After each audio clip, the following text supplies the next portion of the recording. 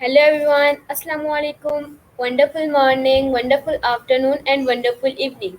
So, today we have the very honorable and grateful guest whose name is Eric Treffin. And First of all, I want to thank you, and I want to thank you to come in my show and give your valuable time. Okay, I'm happy to do so. Okay, my introduction. My name is Jafinan Singhwali. I am a student of Rehan School, Kurungi campus. I am reading class 7. My class name is the Future Navigators. How are you? I'm well. Okay, so my first question on the screen. Please tell me about yourself.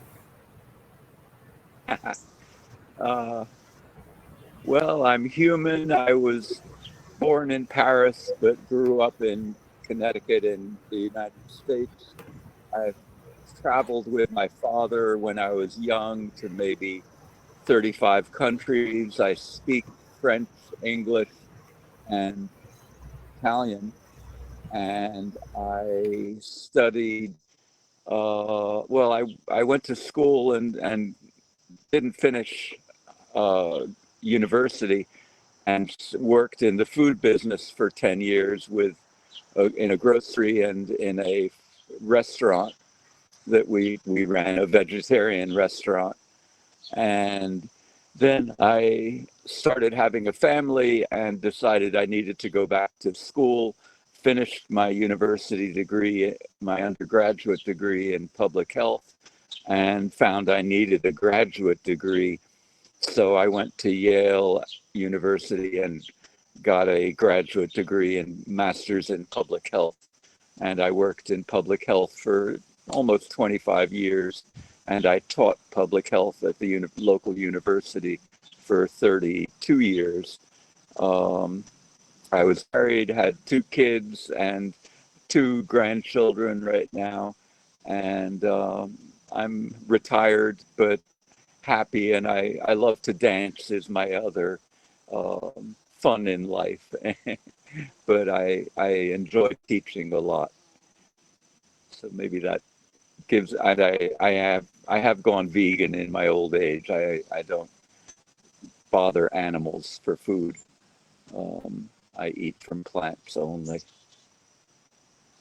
So that's at least some of what I'm about. I have two dogs with me right now, mine and he's down here, and the other little one I don't think you can see. She's under there. But we just came back from a hike by a pond, and they went down to the water. Um, so that's who I am.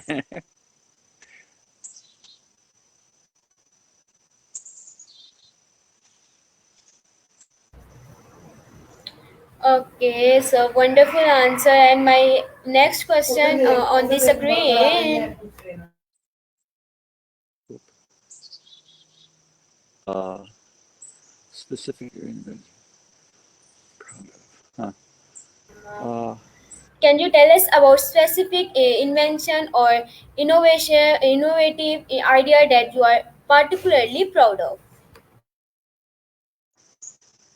well, as a teacher, I think a lot of my inventions are ideas, and I have some, physical ideas for shoes with removable soles, or bread that has a hole all the way through the middle that is, but my, I think my best ideas lately are elemental, fundamental.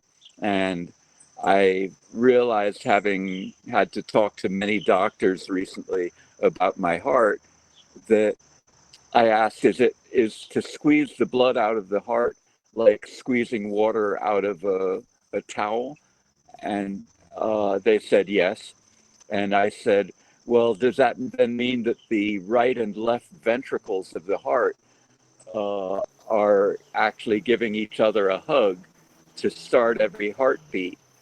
And so they all were smiling and agreeing under their masks.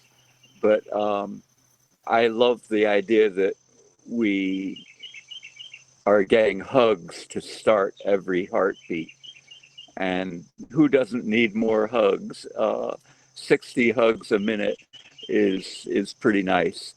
And then I thought further that as a vegetarian, uh, I uh, I knew that sunshine is what makes all our food, and that sunshine combining with water, air, and earth photosynthesizes chlorophyll, which is the basis for all food in our lives, the green plants.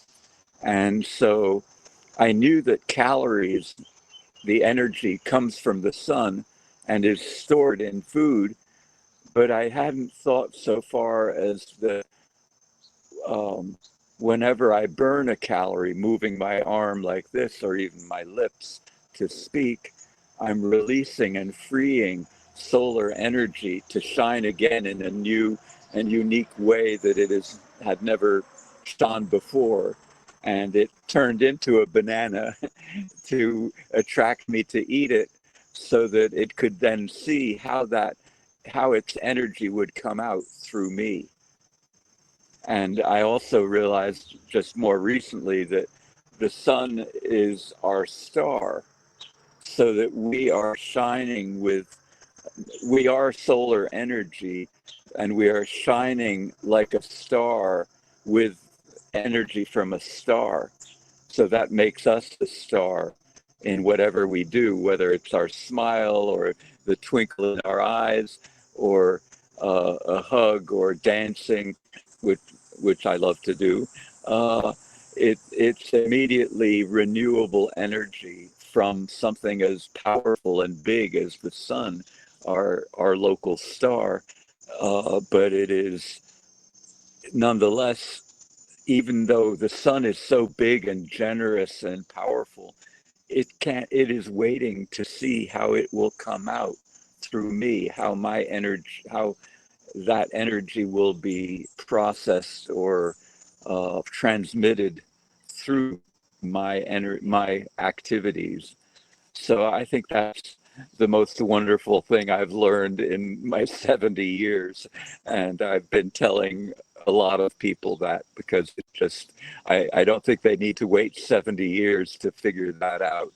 And I'm happy to share ideas that empower us with ultimately love, and that the sun is loving us by giving us food, and that the food that we get, we can return to the world with love, with our loving actions, like you reaching out to interview other people and to share those interviews with your viewers.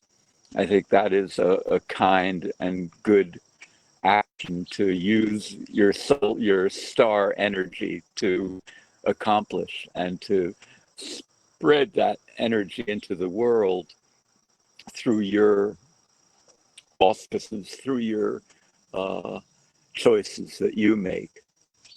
And I think we can, the more we make kind choices, friendly choices, the better the world will be. And you're making the world a smaller place.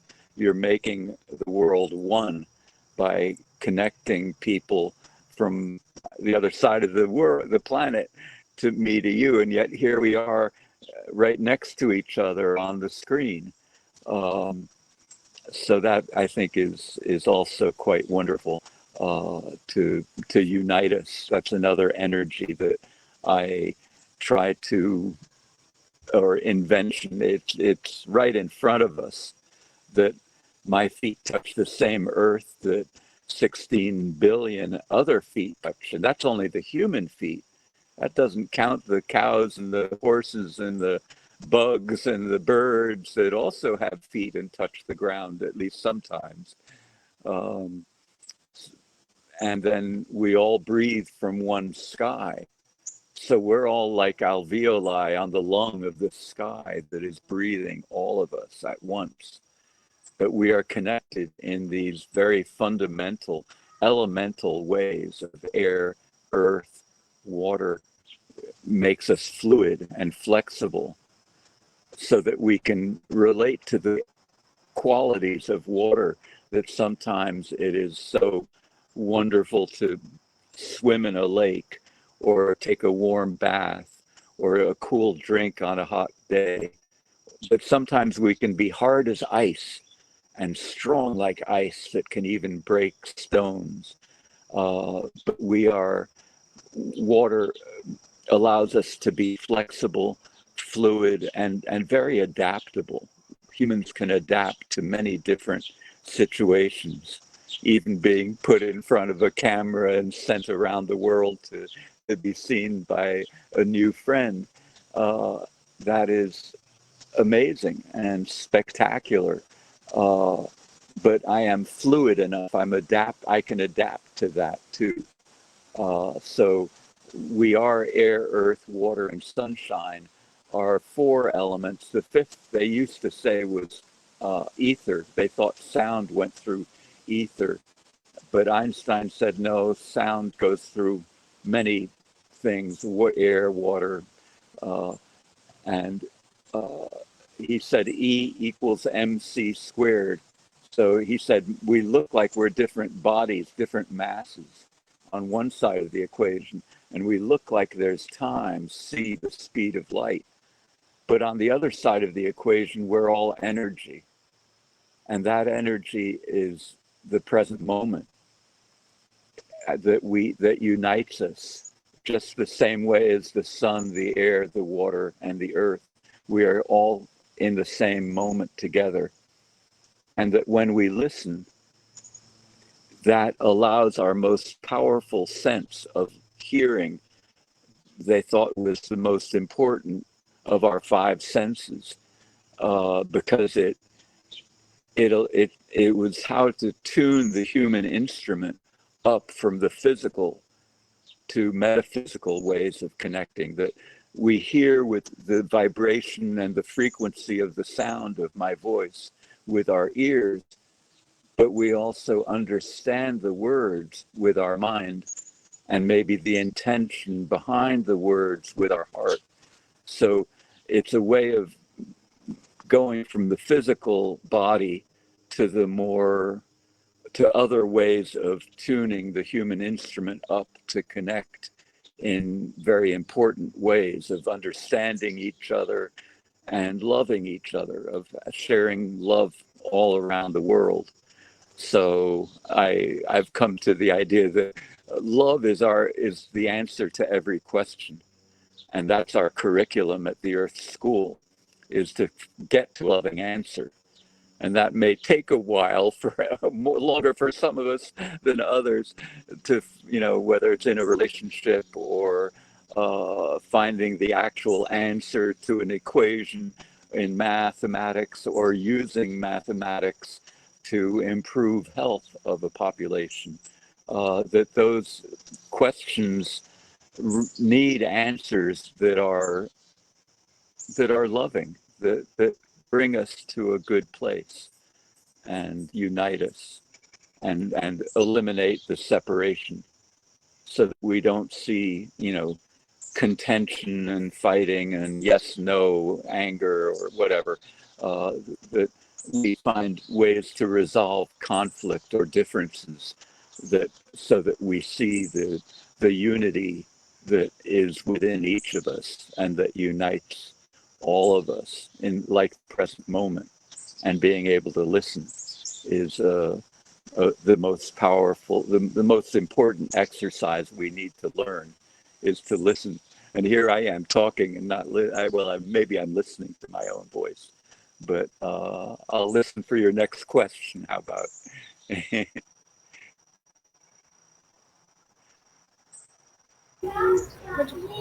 Okay, so my next question: How do you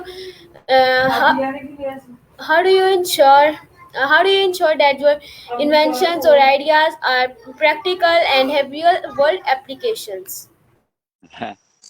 uh, well, by sharing words, I think words are informative. They create shapes.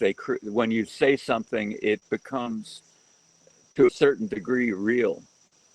And that's why I'm very careful with my words. I try not to use words of violence or harm, uh, but I also like to make my actions practical. I think that's what your question was. How do my inventions or ideas meet the ground and become useful to other people, used, and that's really what is it? Not self-efficacy, self-actualization is about. On Maslow has a hierarchy of needs that we need to be fed, we need to be safe, we need to have be connected to others, but we also need to feel like what we do has a positive effect and that we can see the feedback loop that we feed our children and you see them happy and growing. That's a positive work. And as a director of public health for a city of 53,000 people, one of the things I promoted very strongly was the farmers markets. And I brought farmers into the middle of the city to sell their produce, their fruits and vegetables. And in order to promote that, I would dress up either in a carrot costume, full body carrot costume, or a pea pod. And I named myself Snappy, the peas pod, for peace and peas. And I would give out peas and say, may peace be with you, may peace be with you and with you. And I'd hand out, I could hand out a thousand carrots for $10 and have 1,000 connections with people that they probably would never forget.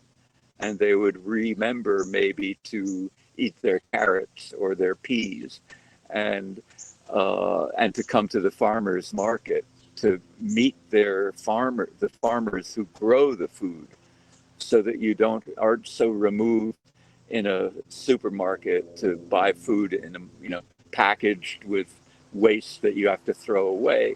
You buy it right from the farmer. There's no need for packaging and waste, and you get to know the person, and it helps create trust. And then when you eat the food, you you find peas within you, peace and peas inside you. And then you too can create world peas and spin around. I won't get up, but to world peas and peace. But I'm just a hippie, a hip pea with an MPH degree. I got my degree in public health so that I could get away with dressing up in a costume, but for a higher purpose, to help people choose more fruits and vegetables and to meet their needs directly by knowing the farmers who grow their food. And that's so important to be able to find that trust and that human connection. And I think that was one of the best inventions that I did. It wasn't my invention per se, but no other health directors that I know of dress up in costume to promote good eating and to protect what we really care about in our communities is having safe food and nourishment and nurturance. And one of the best things I learned is that we all learned up and that the stress response is usually fight or flight. That we get adrenaline and cortisol into our bodies to respond to a stress. But I think that is a very male, macho, uh, uh, paternalistic or male reaction. And I think the female reaction, the more matriarchal way of responding to stress, is to tend and befriend. Because in a family, we always have room for another person at the table for dinner, or we don't resolve conflict by fighting or running away from the family. We talk and we, give each other hugs and we smile at each other and we learn how to work through the differences and to see that we are one family. And as a vegetarian, I believe that when we see all life on the planet as family, then um, the world will become a garden again, and that we have to treat the environment the same way as if it was family, and not to abuse it or hurt the nature, even the inorganic nature, a beautiful river valley, or uh, the don't use pesticides that end up killing bugs and bees, that we depend on bees to make plants grow and reproduce. So if we use a pesticide that kills them, it could end up killing us. Because if we lose bees that seem very small and insignificant, they are in fact very, very important. The meek shall inherit the earth. They may look weak or small, but they are incredibly large in terms of our lives and our how we get nourishment is because bees transmit the pollen to the flower and help fruit grow, and nuts and seeds and beans and legumes and plants in general to grow. uh, Maybe next question. I don't know if I answered that one the way you want, but I sort of go free flow stream of consciousness. Okay, my next question on the screen. What is a thinker idea man? Well, my father said you have to dream the impossible for it to ever become possible. And I think those were very smart words.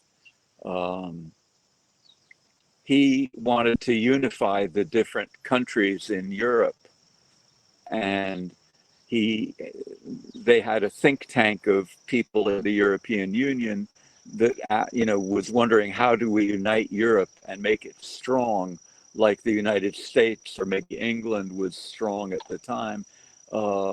And my father said the currency, the money, that if we can unite the currencies, that will unite us and make us more powerful or more recognizable, respected in the world.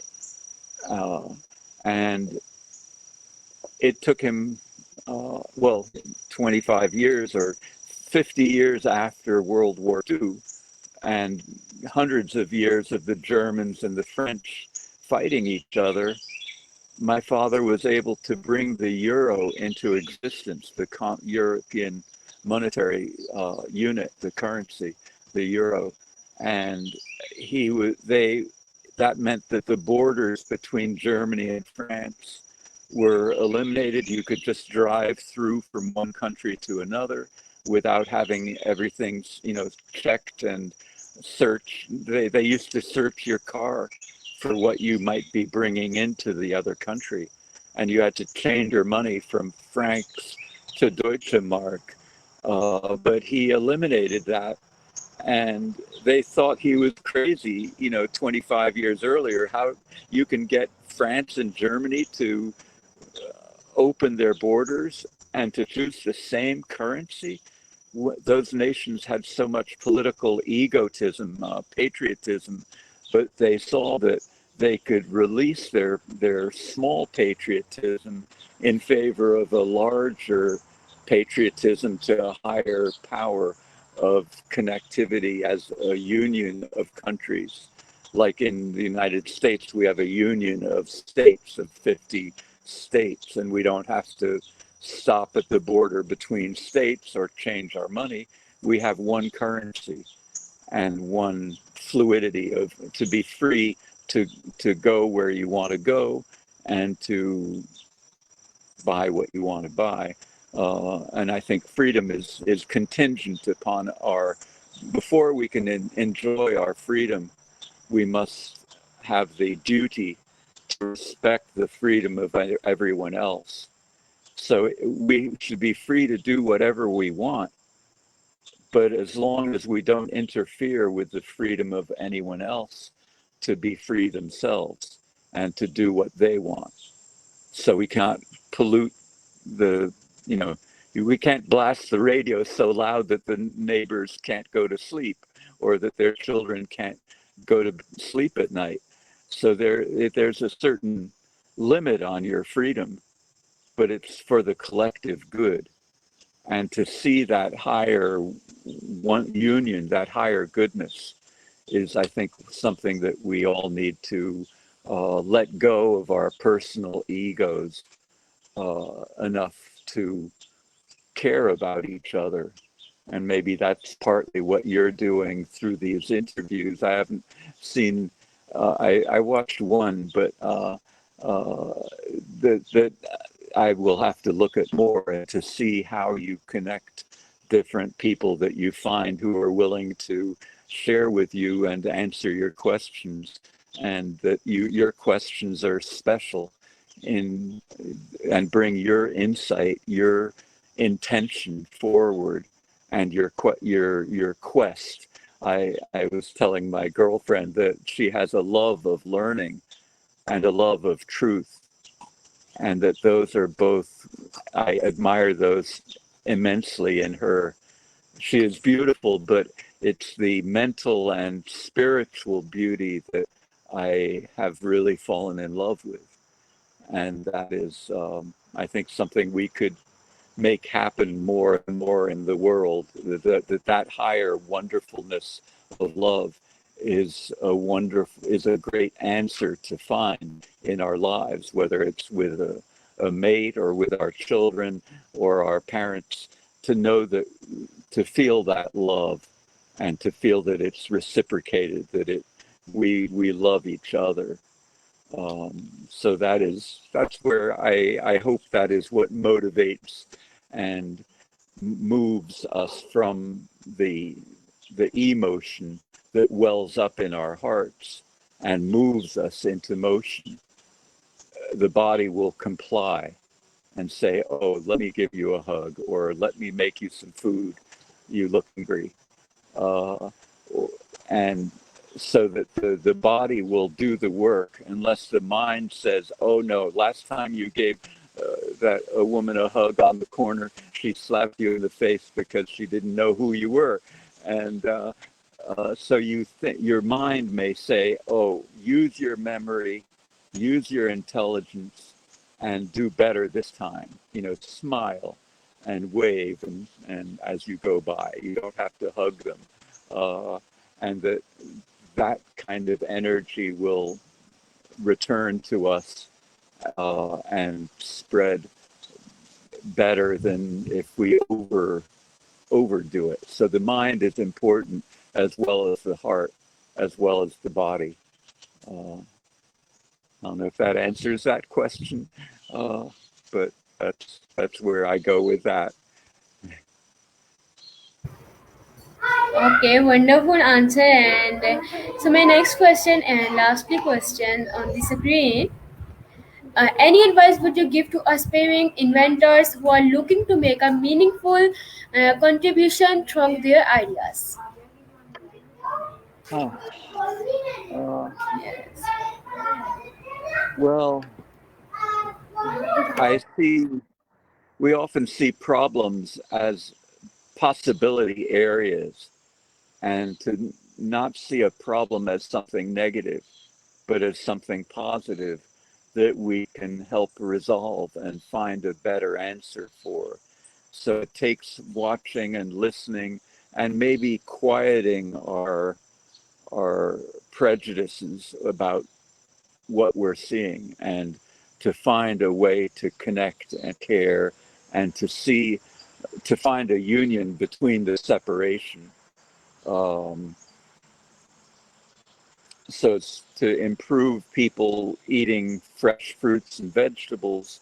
I dressed up that way and brought the farmers in, and it made it easy for people to go to the green, just a block or two away, and buy an apple or a banana. Well, they not bananas because we don't grow bananas locally, but peaches and lettuce and food that could help us grow.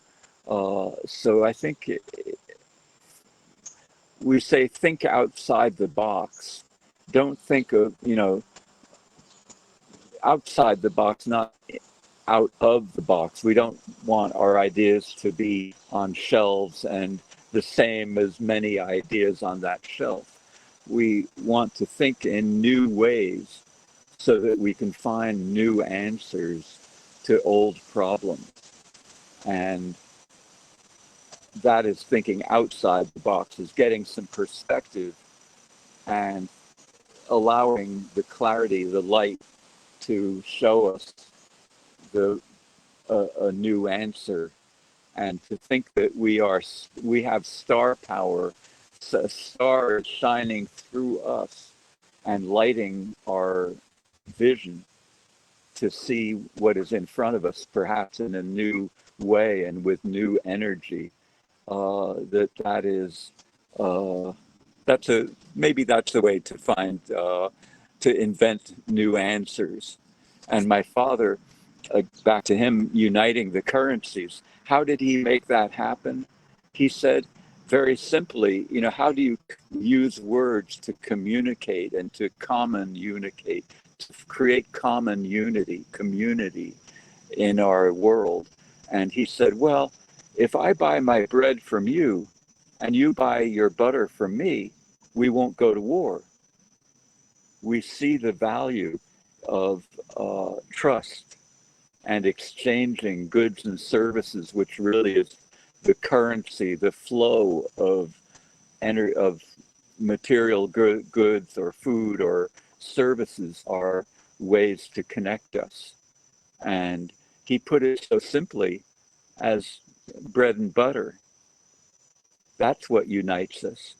And that's what can tear down walls between us.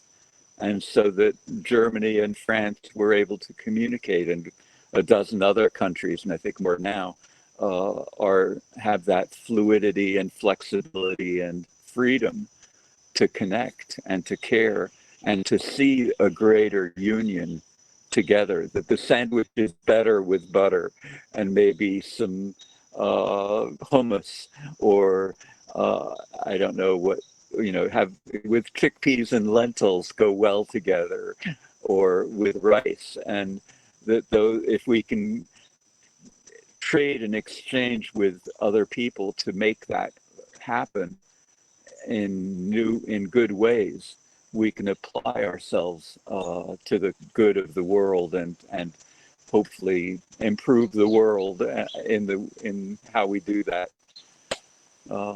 And again, love is the answer, no matter what the question.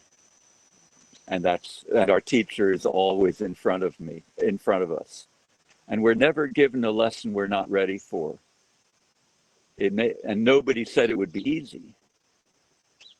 But you ask very important questions, incisive, that dig to the crux of the matter, and that can be stimulating. And so you are my teacher through your questioning, and I think we can all question and look for new answers, and that's what inventors do. We share we share the questions and value. Even making mistakes is okay, because once we make a mistake, it means we learn better and that we won't do it again.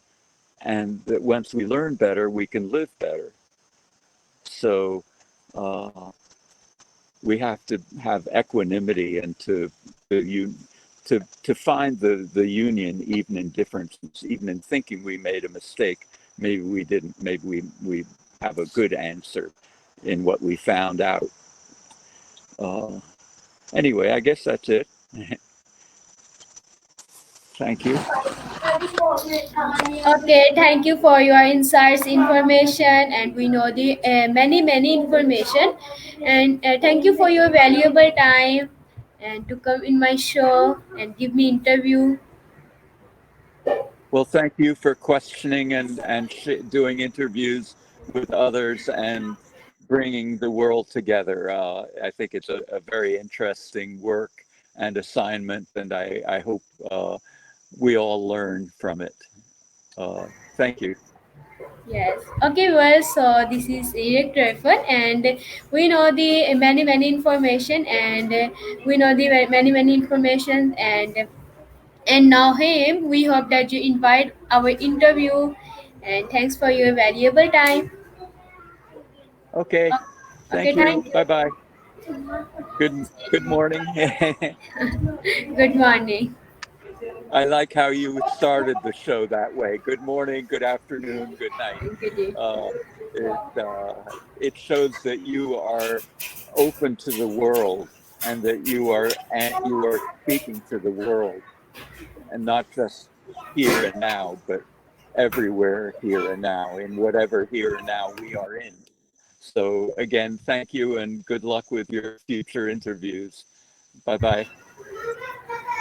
Bye bye. Take care.